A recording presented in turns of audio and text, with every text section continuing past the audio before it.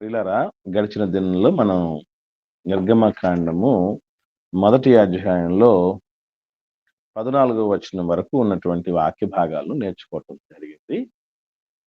ఈ దినమున మనం నిర్గమకాండము 15వ వచనం నుండి ఈ అధ్యాయం చివరి వచనం అనగా 22వ వచనం వరకు ఉన్నటువంటి వాక్య భాగాలను ధ్యానించే ప్రయత్నం చేద్దాం. నేను చదువుతున్నాను. నిర్గమకాండం మొదటి అధ్యాయము 15వ వచనం నుండి. మరియు ఐగుప్తు రాజు షిప్రా పూయా అను హెబ్రీయుల మంత్రసానులతో మాట్లాడి, మీరు హెబ్రీ స్త్రీలకు మంత్రసాని పని చేయుచు వారిని కాన్పు పూటల మీద చూచినప్పుడు మగవాడైన ఎడల వాని చంపుడి, ఆడుదైన ఎడల దాన్ని బ్రతకనీయుడని వారితో చెప్పారు. అయితే ఆ మంత్రసానులు దేవునికి భయపడి ఐగుప్తు రాజు తమకు ఆజ్ఞాపించినట్లు చేయక మగపిల్లలను బ్రతకనీయగా, ఐగుప్తు రాజు ఆ మంత్రసానులను పిలిపించి, మీరెందుకు మగపిల్లలను బ్రతకనిచ్చితిరి? ఈ పని ఎలా చేసితిరి అని అడిగెను. అందుకు ఆ మంత్రసానులు, హెబ్రీ స్త్రీలు ఐగుప్తు స్త్రీల వంటి వారు కారు, వారు చురుకైన వారు. మంత్రసాని వారి యొద్దకు వెళ్ళక మునుపే వారు ప్రసవించి ఎందురని ఫరోతో చెప్పిరి. దేవుడు ఆ మంత్రసానులకు మేలు చేసెను. ఆ జనము విస్తరించి మిక్కిలి ప్రబలెను. ఆ మంత్రసానులు దేవునికి భయపడినందున ఆయన వారికి వంశాభివృద్ధి కలగజేసెను. అయితే ఫరో, హెబ్రీలలో పుట్టిన ప్రతి కుమారుని నదిలో పారవేయుడి, ప్రతి కుమార్తెను బ్రతకనీయుడి అని తన జనులందరికీ ఆజ్ఞాపించెను. ఇక్కడ 8 వచనాల్లో చాలా చాలా విశేషమైన సంగతులు ఉన్నాయి పిల్లరా. ఇకపోతే మనం సరైన రీతిలో పరిశీలనాత్మకంగా చాలా పరీక్షగా ధ్యానం ఉంచి మనసు పెట్టి చదువుతున్నామా లేదా అని అర్థం చేసుకోవటానికి కొన్ని రకాలైనటువంటి ప్రశ్నలు, ఆలోచనలు, అనుమానాలు రేకెత్తాలి ఇవి చదివినప్పుడు. మీకు నేను అడుగుతున్న ఒక క్లూ మీకు. ఈ 15, 16 వచనాలు చదివినప్పుడు మీకు ఏమైనా డౌట్ రాలేదా? ఎవరికైనా ఏమైనా సందేహం రాలేదా? ఏ రకమైన సందేహం రాలేదా? ఒకసారి ఆ వచనాలను చదివిన తర్వాత మీరు ఆలోచన చేసి చెప్పండి. ఏమన్నా సందేహం వచ్చిందా లేదా? నాకైతే వచ్చింది. అంటే మనం చక్కగా పరిశీలనగా మనం నేర్చుకుంటున్నామా లేదా? లేకపోతే పైన నేర్చుకుంటున్నామా? ఏదో ఫార్మాలిటీగా నేర్చుకుంటున్నామా లేదా? అనేది ఈ వచనాలను ధ్యానం చేస్తున్నప్పుడు మనకు ఒక ప్రశ్న ఉద్భవించాలి. అలా ఉద్భవించిందనంటే పర్ఫెక్ట్‌గా మనం నేర్చుకుంటున్నట్టు లెక్క. మీకు ఎవరికీ అనుమానం రాలేదా? ఈ 15, 16 వచనాలు చదువుతున్నప్పుడు ఎవరికైనా ఏమి అనుమానం రాలేదా? ఒకవేళ ఏదన్నా వచ్చి ఉంటే అది ఏ అనుమానమై ఉన్నది? ఎందుకంటే మనం జాగ్రత్తగా ఆలోచన చేస్తున్నామా లేదా అని తెలుసుకోవటానికి ఇదొక కొలమానం. ఇదొక పారామీటర్ అనొచ్చు. ఎవరికైనా? వందనాలనా? వందనాలమ్మా. చెప్పండమ్మా. అంటే ఇక్కడ హెబ్రీయుల మంత్రసానులు అననే రాసున్నారు గదనా! అంటే వాళ్ళు మంత్రసానులు అనే వాళ్ళు కూడా హెబ్రీయులా? లేకపోతే వాళ్ళ కోసం నియమింపబడిన వారా అనేది డౌట్ వచ్చింది నాకు. ఓకే. యాక్చువల్లీ వీళ్ళు కూడా హెబ్రీలమ్మా. హెబ్రీ మంత్రసానులు అంటే వాళ్ళు కూడా ఇశ్రాయేలీలే. ఇశ్రాయేలుకు మూల పురుషులే అని అర్థం. ఓకే. ఓకే. అదొక డౌట్ వచ్చింది. ఇంకా చాలా పెద్ద డౌట్ రావాలి. చాలా వ్యాలిడ్ డౌట్ రావాలి. వందనాలమ్మా. చెప్పండి. ఇశ్రాయేలీలు ప్రబలుతున్నారు. వారు ఇట్లా మనం ఎవరన్నా యుద్ధానికి వచ్చినప్పుడు వాళ్ళు తిరగబడితే మనల్ని జయిస్తారు. కాబట్టి మగపిల్లలను బతకనీయకూడదు. వాళ్ళు ఆ మగపిల్లలను బతకనిస్తే అని ఒకటినా. సాతానుడు దేవుని కార్యాన్ని జరిపించటానికి మోషే గారిని మొదటి నుంచే త్రుంచివేయాలని చెప్పి ఆలోచించినట్లుగా ఒకటినా. ఇక్కడ డౌట్ రావాలి మీరు మీరు క్లారిటీ ఇస్తున్నారు, స్పష్టత ఇస్తున్నారు. అది కాదు మనకు కావాల్సిందక్క. సందేహం కలగాలి. ఈ చెప్పమ్మా శోభమ్మ, మాట్లాడు తల్లి. అక్కడ ఆయన రాజు ఆజ్ఞాపించాడు కదన్నా, మీరు ఐగుప్త రాజు మీరు మగపిల్లలనైతే చంపమని చెప్పారు. కానీ ఇక్కడ రాజుకు భయపడకుండా వీళ్ళు దేవునికి భయపడి వాళ్ళు బతకనిచ్చారు కదా మగపిల్లల్ని. అంటే శాసించినటువంటి ఐగుప్త రాజుకు భయపడకుండా దేవునికి భయపడారు కదా అని అక్కడ డౌట్ వచ్చిందమ్మా. ఓకేమ్మా, రైట్. ఇంకా రకరకాల డౌట్స్ వాళ్ళు వ్యక్తపరచడం జరిగింది సహోదరిమణులు. ఈ హెబ్రీ మంత్రసానులు అంటే వీళ్ళు హెబ్రీల కోసం ఏర్పాటు చేయబడ్డోళ్ళ, లేకపోతే వాళ్ళు కూడా హెబ్రీలు అనేటువంటి ప్రశ్న. అలాగే రాజు ఆజ్ఞాపిస్తే రాజుకు భయపడకుండా దేవుడికి భయపడ్డారు, ఎందుకు అంత ధైర్యం ఎందుకు చేశారు అన్నటువంటి డౌట్ మాకు వచ్చింది అన్నటువంటి మాట ఒక సహోదరి. ఇంకా వందనాలమ్మా, చెప్పండి అమ్మా. అన్న, దేవునికి భయపడినందున ఆయన వారికి వంశాభివృద్ధి కలుగజేసును అనింది కదన్నా. దేవునికి భయపడని వారు కూడా వంశాభివృద్ధి ఉంది కదన్నా. ఇది అంటే దేవునికి భయపడితేనేనన్నా వంశం అభివృద్ధి చెందేది, లేకపోతే చెందదా? ఓకేనమ్మా. ఇదే అంటే మనకు తర్వాత వచనాల్లో అది డౌట్ ఉండేదమ్మా, దాని గురించి మనం క్లారిటీ తీసుకుందాము. అయితే 15-16 వచనాలు చదువుతూ ఉంటున్నప్పుడు మనకు రావాల్సినటువంటి ఒక వ్యాలిడ్ డౌట్, ఎందుకు మగపిల్లల్ని చంపాలనే. ఓకే, ఇది కూడా ఒక మంచి డౌట్ అమ్మా, వెరీ గుడ్. ఇంకా ఇంకో డౌట్, అప్పటికి దేవుడి గురించి ఇశ్రాయేలుకే సరిగా తెలిసి ఉండదు కదా, కానీ మంత్రసానులు దేవుడికి భయపడడం అనేది ఎలా తెలిసింది? అంటే దేవుడికి మోషేనే పరిచయం చేస్తాడు అని. యాక్చువల్లీ ఇక్కడ వీళ్ళు ఇశ్రాయేలే తమ్ముడు, మంత్రసానులు కూడా ఇశ్రాయేలీలే. హెబ్రీ స్త్రీలు అంటే అర్థం ఏంటి? వాళ్ళు కూడా దేవుని బిడ్డలే, వాళ్ళకు దేవుడితో చాలా పరిచయాలు ఉన్నాయి, కంటిన్యూ అవుతున్నారు, వాళ్ళకు దేవుడి గురించి తెలుసు, భయపడ్డారు అన్నటువంటి మాట ప్రస్తావన తెలుసు. ఇంకా అంటే కరెక్ట్గా మనం జాగ్రత్తగా ఆలోచన చేస్తున్నాం చదువుతున్నప్పుడు. మనం ప్రతిదీ కూడా లెక్క బేరీజు వేస్తున్నాం అనడానికి ఒక కొలమానం గుర్తుపెట్టుకోండి. ఇప్పుడు ఇశ్రాయేల్ ఎంతమంది ఉన్నారండి? ఈ ఆజ్ఞ, ఈ షిఫ్రా పూయ అనేటటువంటి మంత్రసానులకి ఐగుప్తు రాజు ఇచ్చే సమయానికి ఎంతమంది ఇశ్రాయేలీలు ఉన్నారు?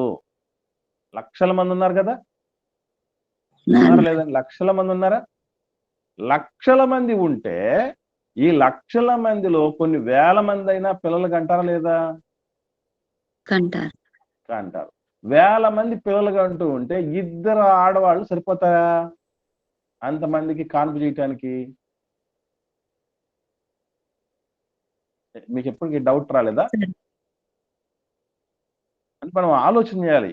ఎందుకు 2 పేర్లే చెప్పి మీరు అందరూ హెబ్రీ స్త్రీలను ఈ విధంగా కాన్పేట్ మీద ఉన్నప్పుడు జాగ్రత్తగా మగపిల్లలను చంపేయండి అనే మాటలు ఇవన్నీ ఎందుకు చెప్పాల్సి వచ్చింది? ఇదే మనం ఆలోచన చేయాల్సింది. అంటే ఇట్లా డౌట్ ఖచ్చితంగా రావాలి. అఫ్ కోర్స్ మగపిల్లల్ని ఎందుకు చంపమన్నాడు, ఆడపిల్లల్ని ఎందుకు వదిలేయమన్నాడు అనే డౌట్ రావచ్చు, కరెక్టే. ఈ హెబ్రీ మంత్రసానులు అంటే అర్థం ఏంటి అనేది రావచ్చు, వ్యాలిడ్ డౌటే. అట్లాగే రాజు ఆజ్ఞను వదిలిపెట్టేసి దేవుడి ఆజ్ఞను పాటించడానికి వీళ్ళు సాహసిస్తున్నారే, తేడా జరిగితే వాళ్ళకు ప్రాణానికి ప్రమాదమే కదా అనే డౌట్ రావచ్చు. వీటన్నిటికంటే ఇంకా మనం ఆలోచన చేస్తే అరే వేల మంది ప్రశ్నిస్తారు కదా. అంటే వీళ్ళు గవర్నమెంట్ వాళ్ళు ఏర్పాటు చేసిన వాళ్ళై ఉంటారు. అంటే కొంతమంది గవర్నమెంట్ నర్సులు అట్లా ఉంటారు కదన్నా. అదే అట్లయినా మనం ఆలోచన చేద్దాం. అంటే గవర్నమెంట్ వాళ్ళు ఏర్పాటు చేస్తే వాళ్ళు అంతమందికని చేయగలరమ్మా కాన్పు? అంతమంది జనాభాకి 2 వచ్చి ఎంత దూరం అని పరిగెత్తగలరు వాళ్ళు? పరిగెత్తి పాపులాడి ఎంతమందికి వాళ్ళు డెలివరీ చేయగలరండి? అందరూ ఒకే రోజు డెలివరీ అవ్వరు కదన్నా. అదేనా మనం చెప్తుంది. లక్షల మంది ఉంటే మనం ఎంతమందికి దింపాం? వేల మంది అన్నాం. అవునమ్మా? పోనీ కొన్ని వందల మందన్నా అవ్వరా? లక్షల మంది జనాభా ఉంటే వందల మంది అన్నా డెలివరీ అవ్వరమ్మా ఒక రోజుకి? ఆలోచన చేసి చెప్పండి. లక్షల మంది ఉంటే కొన్ని వందల మందన్నా అవ్వరా డెలివరీ? ఎంత పెద్ద దేశం అది? అయితారు. ఎంత పెద్ద దేశంలో ఎక్కడెక్కడో విస్తరించి ఉంటారు దేవుని ప్రజలు. మరి అక్కడ వాళ్ళందరికీ డెలివరీ చేయటానికి వీళ్ళిద్దరి పేర్లు ఎట్లా సరిపోతారు? దీన్ని చూసే కొందరు ఏమని అడిగారంటే, ఇదిగో మీ బైబిల్ ఇట్లుంటది. ఎక్కడే గాని కొలమానాలకు లేకపోతే అసలు ఇది జరుగుతుందా? జరగడానికి అవకాశం ఉందా? నిజ జీవితంలో జరగడానికి అవకాశం లేని విధంగా ఏదో వాళ్ళకి ఊహకు అందినట్టుగా అప్పుడున్నటువంటి మేధావులు రాశారు. ఇప్పుడు ఇది ఔట్‌డేటెడ్ అని చెప్తారు చాలామంది. సో, ఎందుకిలాగా అన్నది ఆలోచన చేస్తే గుర్తుపెట్టుకోండి. హెబ్రీ స్త్రీలకు కాన్పు చేయటానికి మంత్రసానులు వాళ్ళందరికీ తగిన రీతిగా ఉన్నారు. అంటే ఎక్కువ మందే ఉన్నారు. ఇద్దరు మాత్రమే లేరు. మరి ఇద్దరి పేర్లు ఎందుకు చెప్పారంటే, ఆ కింద ఉన్న మంత్రసానులందరికీ వీళ్ళు ఎవరన్నమాట? హెడ్‌లు. పైనున్నటువంటి ప్రతినిధులు. పై ఆఫీసర్లు. అందుకే ఇప్పుడు భారత్‌కి, పాకిస్తాన్‌కి యుద్ధం మనకు మొదలైందని మనం వార్తల్లో చూస్తున్నాం గదా! అసలు భారతదేశానికి, పాకిస్తాన్‌కి యుద్ధం అంటే వాళ్ళిద్దరేనా పాల్గొనేది? లేదు గదా! ఎన్నో లక్షల మంది పాలు పంపులు పొందుతారు యుద్ధంలో. కానీ మనం ఏం జెప్తాం? ఒక్కరి పేరు జెప్తాం. కాబట్టి ఆ హెబ్రీయుల మంత్రసానులకందరికీ ప్రతినిధులు ఎవరు అనంటే వీళ్ళిద్దరు. అంటే ప్రతినిధులుగా ఉన్నటువంటి వాళ్ళతోనే మాట్లాడుతున్నాడు. ఇప్పుడు రాజొచ్చి మంత్రసానులందరిని సమావేశపరిచి మాట్లాడాల్సిన పనేం లేదు గదా! అవునా కాదా? ఏదన్నా ఒక ఇష్యూ ఉందనుకోండి, పెద్ద ఆఫీసర్ మాట్లాడాలనుకోండి, ఫర్ ఎగ్జాంపుల్ ముఖ్యమంత్రి మాట్లాడాలనుకోండి, ఎవరిని పిలుస్తాడు? ఎవరిని పిలుస్తాడండి మాట్లాడడానికి? ఎవరు మాట్లాడట్లేదు. ఎమ్మెల్యేలను, ఎంపీలను. అంటే వాళ్ళ యొక్క గుంపుకు ఎమ్మెల్యే కింద ఎంతమంది ఉంటారు జనాలు, అంతమందికి ప్రాతినిధ్యం వహిస్తున్నటువంటి వ్యక్తుల్ని పిలిచి విషయం చెప్తాడు. ఎందుకు అనంటే ఆ హెడ్స్‌కి చెప్తే, ఆ పెద్ద తలకాయలకు చెప్తే ఏమవుతారు వీళ్ళెళ్లి? మిగతా వాళ్ళకి చెప్తారు. వాళ్ళకి అంటే ఈ షిప్రా పూయ అనేటటువంటి మంత్రసానులు ఎవరన్నమాట? మంత్రసానులందరికీ హెడ్‌లు అన్నమాట. కాబట్టి హెడ్స్‌తోనే మాట్లాడుతున్నాడు రాజు అనేది మనం ఆలోచన చేయాల్సిన విషయం ఒకటి. తర్వాత ఇక రెండవది ఏంటి మనం అంటే ఒక క్వెషన్. అసలు మగ పిల్లల్ని ఎందుకు చంపించాలని ఆలోచించారు? ఆడపిల్లల్ని ఎందుకు బ్రతకనివ్వాలనుకున్నారు? దీనికి కూడా మీ నుంచి నేను ఆన్సర్‌ని ఎక్స్‌పెక్ట్ చేస్తున్నాను. మీరేమనుకుంటున్నారో చెప్పండి. ఎందుకు అట్లాంటి ఆలోచన చేసుడు? దేశాన్ని పరిపాలించి ఒక రాజు, నాగరికత కలిగినటువంటి దేశానికి చక్రవర్తి, ఆఫ్రికా ఖండములోనే పేరెన్నిక కలిగినటువంటి బలమైనటువంటి చక్రవర్తి ఆయన. ఆషామాషీ వాడు గాదు. అంతటి వ్యక్తి ఒక వ్యూహం పన్నాడంటే అందులో ప్రారంభం నుంచి ఏమంటున్నాడు? ఇశ్రాయేలీయుల యెడల, హెబ్రీయుల యెడల ఎలా వ్యవహరించాలనుకున్నాడండి ఆయన? కఠినముగా వ్యవహరించారు. యుక్తిగా నడుచుకుందాము అన్నాడా లేదా? 10వ వచనంలో చూడండి ఒకసారి ఏమనుందో? వారు విస్తరింపకుండునట్లు మనము వారి యెడల యుక్తిగా జరిగించుదాము రండి అన్నాడు. తెలివిగా మనం మూవ్ అవుదాం. జాగ్రత్తగా అడిగేద్దాం. వాళ్ళు ఆయన మంచి పాచికి పారేద్దాం అన్నటువంటి రీతిగా ఆలోచన చేసి వాళ్ళు ఫాస్ట్‌గా ఏం చేశారంటే వెట్టి పనులు చేయించడం మొదలుపెట్టారు. అయినా ప్రబలుతున్నారు. నెక్స్ట్ స్టెప్ ఇది. మగ బిడ్డలను చంపనివ్వడం. ఆ తర్వాత స్టెప్ కూడా వెళ్ళాడు. ఆ తర్వాత ఆలోచన చేద్దాం. ఇప్పుడు ఇది చెప్పండి. ఎందుకు మగ పిల్లల్ని చంపాలి అని, ఆడపిల్లల్ని బతకనివ్వాలని అనుకుంటున్నారు? అప్పట్లో యేసు ప్రభువును కూడా చంపాలని పన్నాగం పన్నారు కదన్నా. అది ఒక అవునమ్మా. పాయింట్. మగ పిల్లల ద్వారా వంశం అభివృద్ధి పొందుతుంది కాబట్టి వంశం అభివృద్ధి చెందకుండా ఉండాలంటే మగ పిల్లల్నే చంపాలని అనుకున్నారని అనుకుంటున్నాను. ఓకే. రైట్. Very good. ఇంకా? ఇంకెవరన్నా ఉంటే తిరగబడి యుద్ధం మాట్లాడండి. చేసేటప్పుడు యుద్ధంలో మగవాళ్ళే కదన్నా చేరతారు, వెరీ ఆడపిల్లలు గుడ్. అయితే వెరీ దానికి గుడ్. వెళ్ళరు కదా. వెరీ గుడ్ అమ్మ. వాళ్ళకి ఏం భయం వచ్చింది? మనకు తిరగబడతారు. విరోధంగా యుద్ధం చేస్తారు అని. యుద్ధంలో ఎవరు పాల్గొంటారండి? పురుషులే మగపిల్లలే పాల్గొంటారు. పాల్గొంటారు. పోరాట యోధులు వాళ్ళే, తిరుగుబాటుదారులు వాళ్ళే, స్వతంత్రాన్ని తీసుకురాగలిగినటువంటి స్థితిలో ఉండేవాళ్ళు. ఇప్పుడు మనకు తెలుసు కదా, స్వతంత్ర సంగ్రామంలో ఆ యుద్ధం చేసినటువంటి ఆడవాళ్ళ పేర్లు ఒక 10 మంది పేర్లు లేదా ఒక 5 మంది పేర్లు ఎవరైనా చెప్పగలరా? మన భారతదేశ స్వతంత్ర పోరాటంలో యుద్ధానికి సిద్ధపడిన ఒక 5 మంది నారీమణుల పేర్లు ఎవరైనా చెప్పగలరా? ఝాన్సీ లక్ష్మీబాయి, సరోజిని నాయుడు.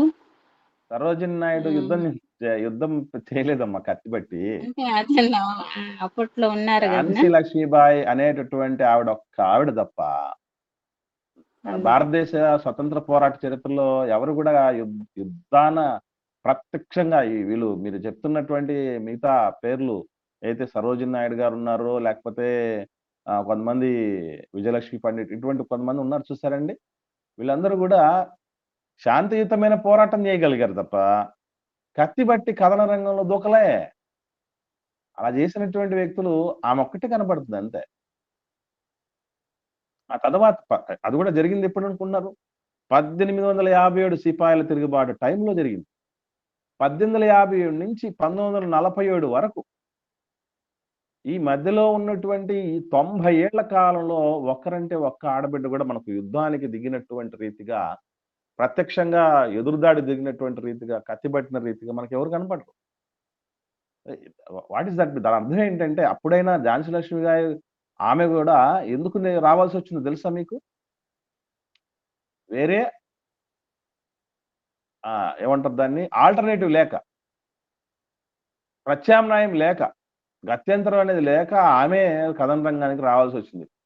కాకపోతే వాస్తవంగా అయితే యుద్ధాలన్నీ చేయగలిగిన వాళ్ళు, తిరుగుబాటు చేయగలిగిన వాళ్ళు, దేనైనా సాధించగలిగినటువంటి వాళ్ళు, పరిస్థితులను పూర్తిగా మార్పు చేయగలిగినటువంటి వాళ్ళు పురుషులు అన్నది జగమెరిగిన సత్యం కనుక ముందు పురుషులు తీసేయాలి. మరి ఆడపిల్లలు ఎందుకు బ్రతకనివ్వాలనుకున్నాడు చెప్పండి? ఆడపిల్లల్ని సేవ చేసేదానికి వాళ్ళు ఉపయోగపడతారు కదనా. రైట్. ఒకటి సేవ చేయటానికి ఉపయోగపడతారు. ఇంకమ్మా ఇక్కడ మనకు అంటే అలా అలా ఆలోచన రాజు చేశాడంటే, ఆడపిల్లలు బతకనివ్వాలన్నటువంటి ఆలోచన చేశాడంటే ఎందుకు చేసి ఉంటాడు అనేది కూడా మనకు ఒక విషయం తెలుసుంటారు. ఓకే, దానికి అవకాశాలు కూడా గ్రంథంలోనే ఉన్నాయండి. గ్రంథంలోనే ఉన్నాయి. మొట్టమొదటిది మనం ఆలోచన చేస్తే ఇప్పుడు మంత్రసానుల పనులకు ఎవరిని పెట్టుకున్నారో మనం చూసాం. సిప్రా పూయా అదేనమ్మా, వాళ్ళెవరు ఇశ్రాయేలీలే కదా, హెబ్రీ స్త్రీలే కదండి, ఇశ్రాయేలీలే కదా. ఇప్పుడు నేను ఒక క్వశ్చన్ అడుగుతున్నా, మీరు చెప్పండి. ఈ మంత్రసాని పని చేసేటటువంటి వీళ్ళు కేవలం హెబ్రీలకు మాత్రమే మంత్రసాని పనులు చేస్తున్నారా, లేదా ఐగుప్తు స్త్రీలకు కూడా చేస్తున్నారా?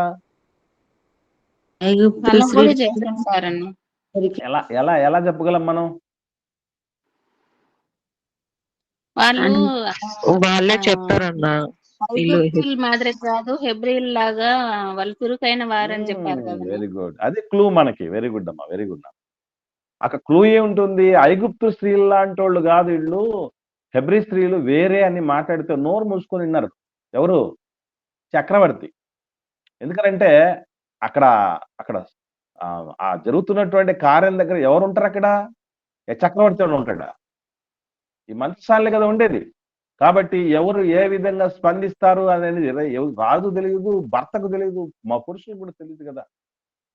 కాబట్టి హెబ్రీ స్త్రీలు ఐగుప్తు స్త్రీల వంటి వాళ్ళు కాదు అంటే, ఐగుప్తు స్త్రీలకు కూడా మంత్రసాని పని ఎవరు చేస్తున్నారు? హెబ్రీ స్త్రీలే చేస్తున్నారు. నంబర్ 1. నంబర్ 2, ఇంకొక వర్క్ ఏంటంటే, అసలు బేసికలీ ఐగుప్తీయుల వాళ్ళ అందాలు, వాళ్ళు అందంగా ఉంటారా లేకపోతే ఇశ్రాయేలు అందంగా ఉంటారు చెప్పండి? ఇశ్రాయేలే అందంగా ఉంటారు. ఇశ్రాయేలే అందంగా ఉంటారు. అసలు ప్రపంచవ్యాప్తంగా ఇప్పటికీ చెక్కు చెదరైనటువంటి దేవుడి మహాకృప, అది వాళ్ళకి ఇచ్చినటువంటి భాగ్యం ఏంటంటే, ఇజ్రాయేలు స్త్రీలు గాని పురుషులు గాని, ఇప్పుడు అంతవరకు ఆలోచన చేద్దాం. పోతీఫర్ భార్య ఎవరు? పోతీఫర్ భార్య ఎవరండి? పోతీఫర్ అంటే తెలుసు కదా మీకు. పోతీఫర్ అంటే సైన్యాధ్యక్షుడు అని అర్థం. రాజు తర్వాత రాజు అంతటోడు. ఆ సైన్యాధ్యక్షుడి భార్య ఐగుప్తురాలే కదా. యోసేపు గారు ఎవరు? ఇశ్రాయేల్. ఇశ్రాయేలీయుడు. ఎవరిని ఇష్టపడ్డారు? ఐగుప్తులు ఐగుప్తు స్త్రీ వచ్చి ఇశ్రాయేలు పురుషుని ఇష్టపడింది. ఎందుకట్లాగా? అంటే ఒకటే, అంతే, తిరుగులేదు. కాబట్టి ఇప్పుడు ఆ ఐగుప్తు స్త్రీల కంటే, ఐగుప్తు పురుషుల కంటే ఇశ్రాయేలు పురుషులు స్త్రీలు చాలా అందమైన వాడు. మరి ఇప్పుడు ఆడపిల్లలు బతకనిస్తే వీళ్ళని కూడా ఏం చేసుకోవచ్చు? వాళ్ళు పెళ్లి చేసుకోవచ్చు. అంటే మంత్రసాన్ని పని చేయటానికో, తర్వాత భారీగా చేసుకోవటానికో మూడో పని కూడా ఉంది. అదే మనకు 2వ అధ్యాయంలో కనబడుతుంది. 2వ అధ్యాయము నిర్గమకాండం 7వ వచనం చదవండి ఒకసారి. అప్పుడు వాని అక్క ఫరో కుమార్తెతో, నీ కొరకు ఈ పిల్లవాడిని పెంచుటకు నేను వెళ్ళి హెబ్రీ స్త్రీలలో ఒక దాదీని పిలుచుకొని వత్తునా అనెను. ఇప్పుడు దీన్ని చదివిన తర్వాత మీకు ఏం అర్థమైంది చెప్పండి?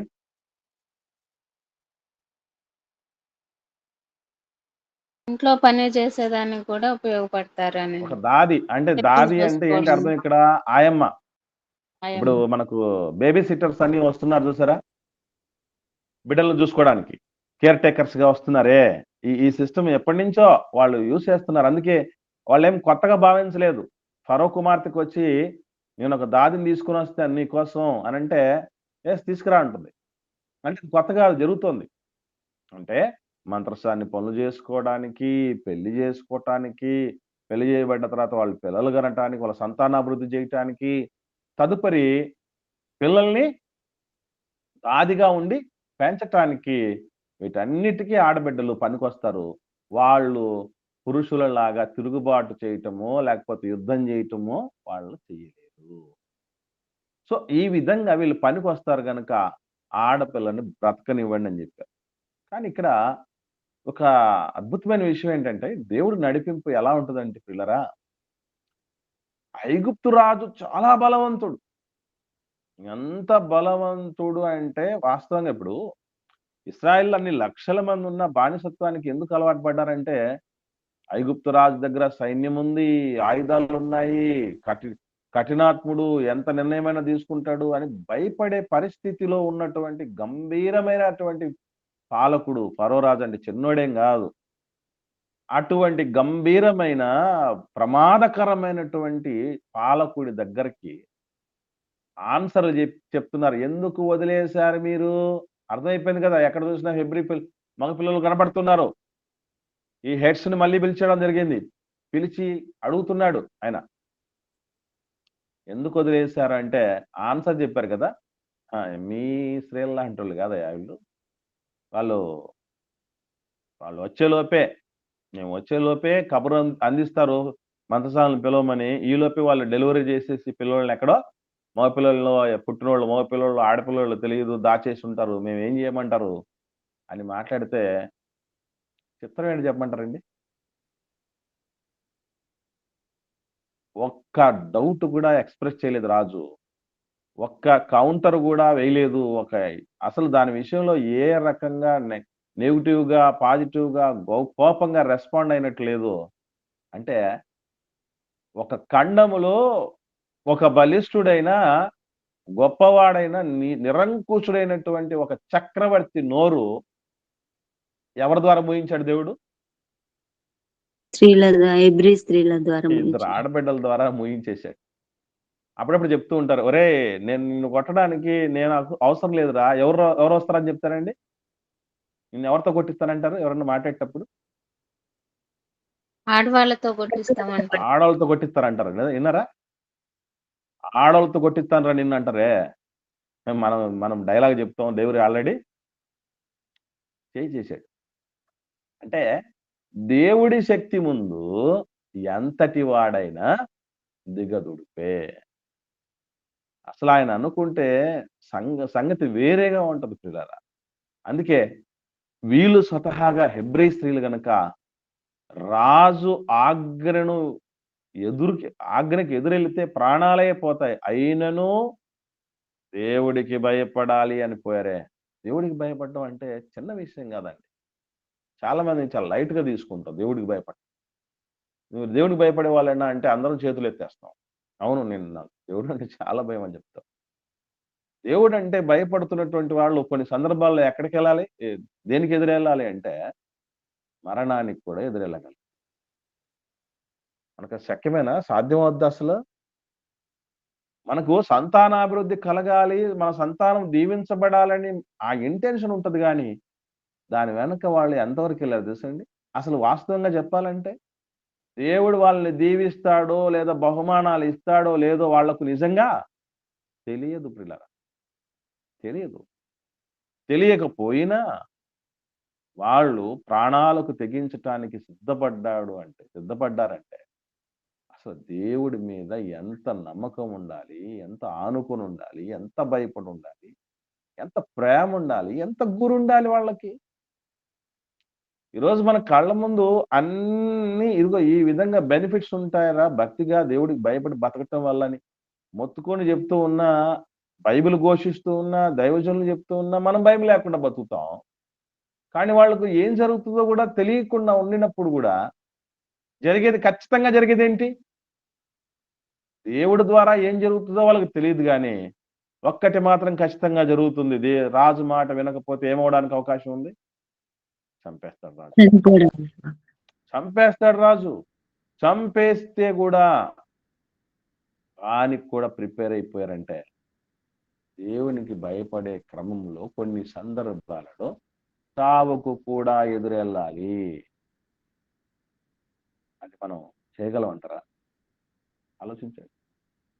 సిప్రాపోయే మంత్రసానులకు దేవుడు సంతానాభివృద్ధి ఊరికే కలగజేయలేదండి. నిజంగా మనకు కూడా నువ్వు ఈ విధంగా ఇలాంటి విషమ పరీక్షల్లో దాన్ని ఫేస్ చేసి నువ్వు గెలిస్తేనే నీకు నాకు సంతానాభివృద్ధి అని దేవుడు ఒక కండిషన్ పెట్టుంటే ఈ రోజు మనం వరం కూడా మన సంతానాభివృద్ధి పొందించుకునే వాళ్ళంగా. ఒక్కొక్కరికి ఒకరు పోయి ఇద్దరు పోయి ముగ్గురు, నలుగురు, ఐదుగురు, మళ్ళీ వాళ్లకు వివాహాలు, ఆ తర్వాత వాళ్లకు పిల్లలు, ఆ తర్వాత వాళ్లకు పెళ్లిళ్ళు. ఎంత చనిపోయే లోపు ఒక్క కుటుంబానికి నుంచి ఇదిగో ఎంతంత మందిని, కొన్ని పదుల మందిని చేసే పరిస్థితులు వచ్చాయి. కానీ మనకు మాత్రం సంతానాభివృద్ధి కలిగింది కానీ ఏనాడైనా ఇట్టి పరీక్షలకు ఎదుర్కోవటం వలన పొందుకున్నామా చెప్పండి? ఆలోచన చేయండి పిల్లల. మనకు దేవుడు ఏ కష్టం లేకుండానే ఇచ్చేసాడండి, ఏ నొప్పి లేకుండానే ఇచ్చేసాడండి. అందుకే నాకు అనిపిస్తుంది కొన్ని సందర్భాలు ఏమనంటే ఇట్లా ఏ రిస్క్ లేకుండా పొందుకున్నాం కనుకనే పిల్లల విషయం కానీ మనకి ఇచ్చిన దేవుడు ఆశీర్వాదం విషయం కానీ ఎప్పుడు దృష్టి సాధించలేదు అనిపిస్తుంది. ఇప్పుడు లేక పుట్టిన బిడ్డల్ని ఎట్లా చూసుకుంటారు? పెళ్ళైన తర్వాత అనుకోకపోయినా పుట్టిన బిడ్డల్ని మనిషిని ఎట్లా చూస్తారు చెప్పండి? ఎవరిని బాగా చూసుకుంటారండి? లేక పుట్టిన వాళ్ళని అపురూపంగా చూసుకుంటారు. అపురూపంగా చూసుకుంటారు వాళ్ళని. ఎందుకనంటే వాళ్ళ కోసం ఎదురు చూసి ఎన్నో ప్రయత్నాలు చేసి ప్రార్థించి ఏడ్చి ఎన్ని ఉంటే అన్ని చేసేసి ఉంటారు. కావాలండి. మనిషిట ఆకలి విలువ ఎప్పుడు తెలుస్తుందండి? బాగా ఆకలేసినప్పుడు తినాలంటండి మనిషి తిండి. మనం ఆకలేసినప్పుడు తింటామా? ఆకలేసినప్పుడు మాత్రమే తింటామండి మనం. ఎప్పుడు తింటాం? ఉదయం అయింది తినేసేయాలి అంతే, దట్స్ ఇట్. మధ్యాహ్నం అయింది తినేయాలి, ఆకలి అయిందా లేదా తర్వాత సంగతి. రాత్రి వచ్చింది తినేయాలి అంతే. అందుకే ఆ అన్నము దేవుడిచ్చినటువంటి ఆ తిండి విలువ మనకు అర్థం కావట్లేదు. వాళ్ళకు తెలుసు వాళ్ళ పొందిన సంతానము, అభివృద్ధి చెందుతున్నటువంటి సంతానము ఎన్ని త్యాగాలు చేస్తేనో, ఎన్నిటికి ప్రిపేర్ అయిపోతేనో వచ్చింది వాళ్ళకి తెలిసే. ఈరోజు జవాన్ల వైపు చూస్తుంది దేశమంతా. ఆర్మీలో ఉన్నటువంటి జవాన్ల వైపు చూస్తుంది. ఎందుకు? యుద్ధంలో వాళ్ళు ఎంతమంది క్షతగాత్రులైపోయి ఉంటారు, అవయవాలను కోల్పోయి ఉంటారు, ప్రాణాలే కోల్పోయి ఉంటారు. మన ప్రాణాలకు వాళ్ళ ప్రాణం అడ్డేసినటువంటి పరిస్థితులు ఉన్నాయి కనుక వాళ్ళ మీద వాళ్ళ విలువ వాళ్ళకి తెలుసు. దేశంలో ఉన్న ప్రజల ప్రాణాల విలువ వాళ్ళకి తెలుసు. అందుకే ఆ ప్రాణాలు అడ్డేసైనా వాళ్ళ ప్రాణాలు కాపాడుకోవాలని ఈరోజు అంత ఇంటెన్సిటీతో మనకు పిల్లలను మనం దేన్ని పొందుకోలేదండి. నేను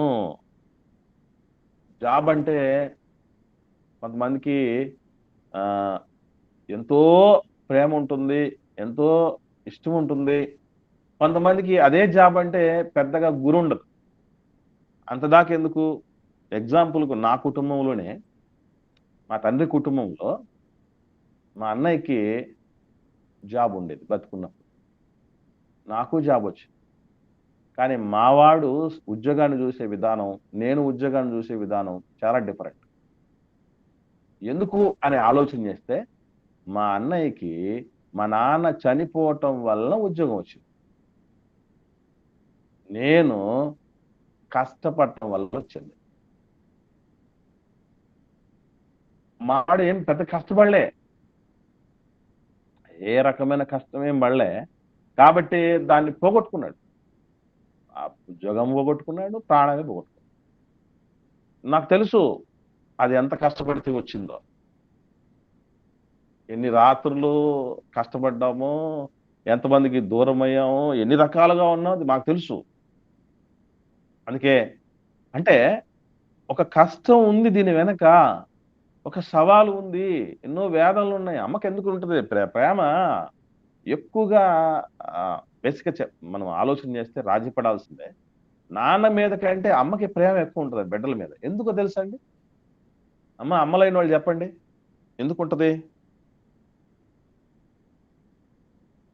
ఆ కన్నె కష్టము 10 నెలలు మోసి పత్యం ఉండి అన్ని చేసి ఎంతో కష్టపడి నిద్రలు మేలుకొని చేసినది తల్లి ఈ బాధలన్నీ కూడా పడింది అమ్మే. అందుకేనండి ఇన్ని బాధలు పడితే వచ్చిన వాడిరా నువ్వు అని కొడుకుతో కూతురుతో అమ్మ చెప్తాం. ఎంత పెయిన్ పొందుకొని తెచ్చుకుంటామో అది అంత విలువైందిగా భావిస్తాం. మర్చిపోకండి. డబ్బులు ఎక్కువ పెట్టి కొంటాం, కొన్నటువంటి దానికి ఎక్కువ వాల్యూ ఇస్తాం మనం కదా.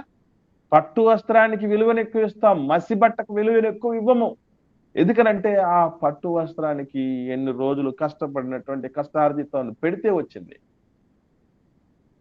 అలా మనం నిజంగానండి వీళ్ళు ఇశ్రాయేలు తన పిల్లలనండి చాలా మంది ఒక ఆర్మీలో వాళ్ళ వ్యక్తుల్లాగా పెంచుతారండి. ఎందుకు పెంచుతారంటే వాళ్ళకు తెలుసు ఎన్ని కష్టాల నుంచి ఆ బిడ్డలను పొందుకున్నాం. ఎందుకు మోషే గారిని అమ్మ అంతగా ఉపగా పెంచింది తెలుసా మీకు?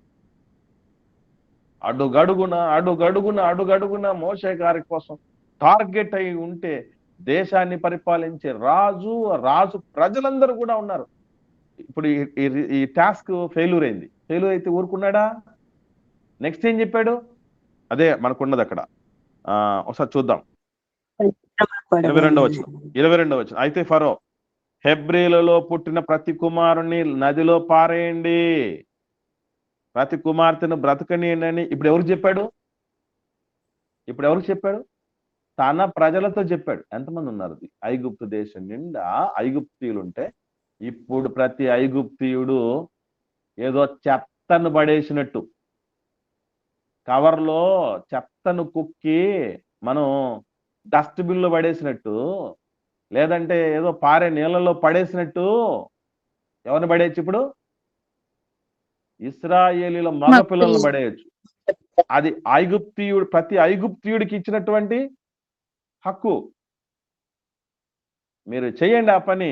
ఎక్కడ ఎవ్వడు హెబ్రీ పిల్లోడు కనబడ్డాడు వాడిని తీసుకెళ్లి నైల్ నదిలో పడేయండి అని జనాలందరికీ ఆజ్ఞించాడు. అయినా నిలబెట్టుకున్నాడు మోషే గారిని దేవుడు. అసలు మనకన్నీ ఎన్నెన్నో వస్తూ ఉంటాయండి. అంతవరకు ఎందుకండి, కరోనా తర్వాత బతికామంటే దాని అర్థం ఏంటి తెలుసా? పనుంది మనతో దేవుడికి. ఎన్నో సార్లు బెడ్ మీదకెళ్ళి ఆఖరి క్షణం వరదాకా వెళ్ళి మళ్ళీ ఎందుకు వెనక్కి తీసుకొస్తున్నాడు తెలుసా? పని ఉంది మనతో. మోషే గారిని అంత అద్భుతమైన రీతిలో ఎందుకు కాపాడుకుంటూ వచ్చాడు? ఆ వెట్టి పనుల్లో చావలేదు వాళ్ళ అమ్మ నాన్నలు, బతికించుకున్నాడు దేవుడు. తర్వాత కాన్పు పీటల మీద నుంచి తప్పించేశాడు. తర్వాత నదిలో పారవేయబడకుండా తప్పించేశాడు. పారవేయబడినా ఏం చేశాడు? అసలు ఈ ఈ ఈ ఆజ్ఞ ఇవ్వగానండి ఇశ్రాయేలీయుల తల్లులకు గుండెలు ఏమైపోయి ఉంటాయి చెప్పండి. వాళ్ళ కన్న పేగులు ఏమైపోయి ఉంటాయండి. అయ్యో దేవుడా, నాయనా, తండ్రి, ఇదిగో ఈ సంకటం నుంచి హెబ్రీ స్త్రీలకు మంచి మనసిచ్చి తప్పించేసా మా బిడ్డల్ని అని ఊపిరి పీల్చుకునే లోపే నెక్స్ట్ ఏమొచ్చింది? మగ బిడ్డలందరినీ తీసుకెళ్లి నదిలో పడేయండి. ఆ పసిగుడ్డలు తీసుకెళ్లి నైల్ నదిలో పడేస్తే నిట్ట నిలువున అక్కడ భయంకరమైనటువంటి మొసళ్ళు, పెద్ద పెద్ద చేపలు, తిమింగలాలు ఏమి చేయకుండా నిశ్చేష్టులై చూస్తూ ఉండగానే తినేస్తాయండి బిడ్డల్ని. ఎంత దారుణమైనటువంటి పరిస్థితులు. తండ్రి, ఈ పరిస్థితుల మధ్య మా బిడ్డల పరిస్థితి ఏంటి అని దేవుడి వైపు చూసినప్పుడు, దేవుడు మోషే గారిని అంత అద్భుతమైన రీతిలో కాపాడుకుంటూ, ఏ రాజు కోటలో నుంచి ఆజ్ఞ వచ్చిందో అదే కోటలో రాజకుమారుడిగా తీసుకెళ్ళాడు దేవుడు. అంటే ఒక కోణంలో మనం అందరం ఏం చేస్తాం తెలుసండి? ప్రాబ్లంని చూసి భయపడిపోతాం, సమస్యను చూసి భయపడతాం మనం. కానీ దేవుడు అదే సమస్యలో నుంచి సమాధానాన్ని, లేదా అదే సమస్యనే దీవెనగా మలచగలిగినటువంటి సమర్థుడు దేవుడు. బూడిదను పూదండగా మార్చగలిగిన వాడు, దుఃఖమును ఆనంద తైలముగా మార్చగలిగిన వాడు మన దేవుడు. ఏ రాజు అయితే ఆజ్ఞ ఇచ్చాడు అదే రాజు రాజకుమార్తె కొడుకుగా అదే కోటలో పెరగగలిగినటువంటి వాడిగా దేవుడు తీసుకురావటం జరిగింది. అంటే ఇశ్రాయేల్ అందరూ రాజు ఇచ్చిన ఈ ఆజ్ఞను బట్టి ఎంతగానో దుఃఖము సలిపి ఉంటారు, వేదన చెంది ఉంటారు, బెద చెంది ఉంటారు, గుండెలు అవిసిపోయేలా ఏడ్చుంటారు. కానీ అదే దానిలో నుంచే దేవుడు మహానాయకుణ్ణి అలా ఆజ్ఞ ఇవ్వడాన్ని బట్టే ఏం జరిగింది? తీసుకెళ్లి అమ్మ నైల్ నదిలో తీసుకువెళ్ళి పెట్టడం జరిగింది మోషే గారిని. ఆ నైల్ నదిలో స్నానం చేయటానికి వచ్చి, ఎందుకంటే మనకు మిగతా అన్ని సాంప్రదాయాల్లో పుణ్య స్నానాలు అంటారు కదా, గంగ స్నానం చేస్తే పాపాలన్నీ వెళ్ళిపోతాయట అని ఆ కాన్సెప్ట్ లో ఉన్నారు వాళ్ళు. అందుకే నదిలో స్నానం చేయటానికి ఫరో రాజు కుమార్తెలు వీళ్ళందరూ కూడా వెళ్ళేవాళ్ళు. అలా వెళ్ళినప్పుడు ఆ బాబును చూడగానే ప్రేమ పుట్టటం, ఇవన్నీ 2వ అధ్యాయంలో మనం చాలా క్లారిటీగా తెలుసుకుంటాం. అంటే మొత్తానికి మనం అందరూ తెలుసుకోవాల్సిన విషయం ఏంటంటే, ప్రాబ్లం అని ప్రాబ్లంని ఫేస్ చేస్తే దేవుడు అదే ప్రాబ్లంలో నుంచి అద్భుతమైనటువంటి తన ప్రణాళికను నెరవేర్చుకుంటాడు. ఆయన గొప్ప దేవుడు, సర్వోన్నతుడు, శక్తిమంతుడు అని ఎందుకంటామంటే అందుకే ప్రియులారా, ప్రాబ్లం మనం అనుకుంటే ఆ ప్రాబ్లంలో నుంచే ఎంతో వృద్ధిని కలగజేస్తాడు. అనూహ్యమైన రీతిలో, ఆశ్చర్యకరమైనటువంటి రీతిలో జీవితాలు నిలబెట్టగలిగిన సమర్థుడు మన దేవుడు. కనుక ప్రియులరా, ఆ రోజు హేరోదు రాజు కూడా పుట్టినది మొదలుకుని 2 ఏళ్లలోపు ఉన్నటువంటి మగపిల్లలు అందరినీ చంపించమన్న పరిస్థితి పెట్టినా అందరినీ చంపలేకపోయారు తెలుసా మీకు? ఒక యేసుప్రభువుని ఒక్కడినే కాపాడుకున్నారు అనుకుంటున్నారా? No no no. మోషే గారిని ఒక్కనే అప్పుడు కాపాడుకున్నారు అనుకున్నారా? ఎంతో మంది దేవుడి పిల్లల్ని కాపాడుకోగలిగాడు దేవుడు ఏదో ఒక రూపేణ. కాకపోతే మోషే గారి కోసం మాత్రమే మనకు మనిషిని. ఇది ప్రియులరా నిర్గమకాండం మొదటి అధ్యాయంలో, ఈ మొదటి అధ్యాయం చివరి వరకు మనం ఇప్పటిదాకా నేర్చుకోవటం అనేది జరిగింది. ఉన్నటువంటి ఈ మాటల్లో మీకు ఎవరికైనా ఏమైనా సందేహాలు ఉంటే దయచేసి అడగండి. లేని పక్షాన ఒకరు ప్రార్థన చేయండి, మనం ముగించుకుందాం.